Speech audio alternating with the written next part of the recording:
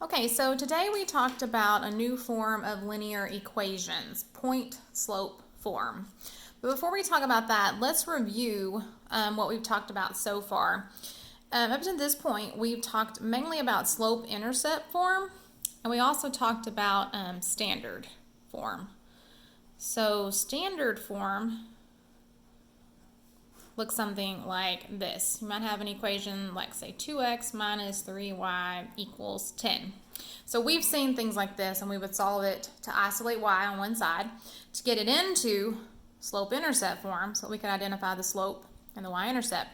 So let's refresh ourselves. Slope-intercept form is the form y equals, and then mx plus b. So m is the slope, and b is the y-intercept. So if we had the slope of a line, so look at example 1. It says write the equation of the line with a slope of 3 and a y-intercept of -6. So if we are given a slope and a y-intercept, we can easily write an equation of a line using this form right here. So for this example, we know that our slope is m, which equals 3, and our y-intercept is our b value, which equals -6. So the first thing it says to do, well, write the form. Y equals mx plus b. So I'm going to do different colors so we can really get clear where we are plugging in values. We plug in for m and for b. So for this one right here, we would have, we're going to substitute in for m and b. Y is equal to our slope, which is m, which is 3, x plus our b value, which is -6. So we could rewrite this to y equals 3x, and instead of plus -6, we could just say -6. So there it is written in slope-intercept form. We have the slope and the y-intercept. So, well, then let's think about our new form here, point-slope form. So this is a form, an equation, a formula that you are not going to have to memorize, and you're not going to really have to remember this one either. You will be given standard, slope-intercept, and point-slope form on the STAR test on your formula sheet. So it's not something you have to worry about memorizing, but you do need to know how to use it and where to plug in values. So I'm going to give you point-slope form. So point-slope form begins with y, and we're always going to subtract y sub 1, and then it equals your slope, again, m, times x subtract x sub 1. Now, let's think about the name here for a minute. Point-slope form. So in slope-intercept form, we needed a slope and the y-intercept.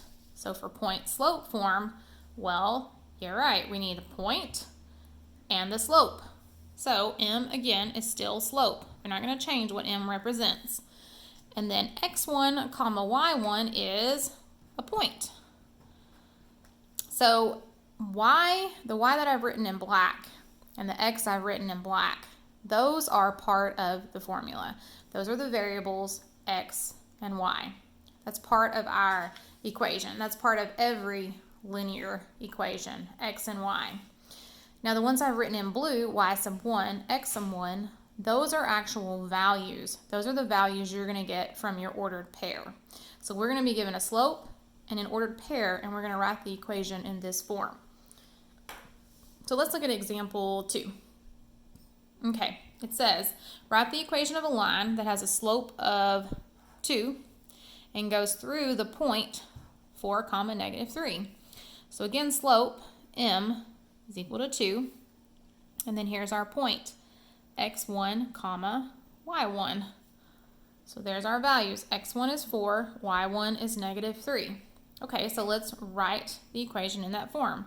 So we have y subtract. That's always part of the formula. I need to subtract the y coordinate of my point. So here's my point. My y coordinate is -3. So I need to subtract -3. And that equals my slope. I'm going to plug in for slope, which is 2. And then that gets multiplied times x, subtract. Notice these subtraction symbols are part of the formula. They must stay there. You must write them every time. Subtract the x coordinate, which is 4. So now I just have one step to simplify this. We know that minus a minus becomes a positive. So this becomes y plus 3 equals 2 times x minus 4. Now notice this negative symbol, minus sign, did not become positive because 4 was positive. Okay, so this negative sign here was part of the coordinate, -3.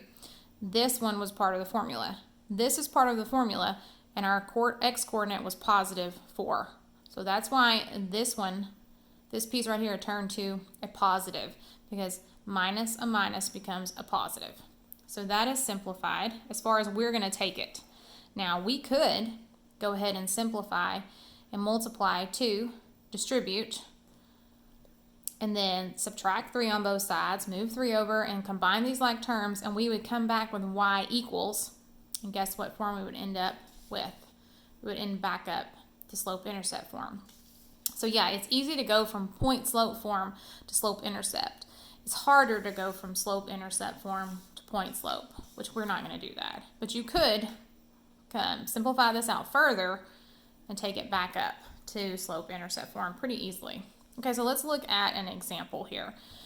Example number 1, I'm given a point and a slope, and it says to write it in point-slope form. So I know the first part of my formula is y minus, then I need my y coordinate, which is right here, 9. And that equals my slope, which is -2, times x minus, that's part of the formula, my x coordinate, which is 2. So this one is completely simplified. Y minus 9 equals -2 times x minus 2. I'm not going to take that any further. I'm going to leave it just like that. That's still in point-slope form. And I could pull back out the slope and the point. I see that my slope is -2. My point is 2, 9. One more example.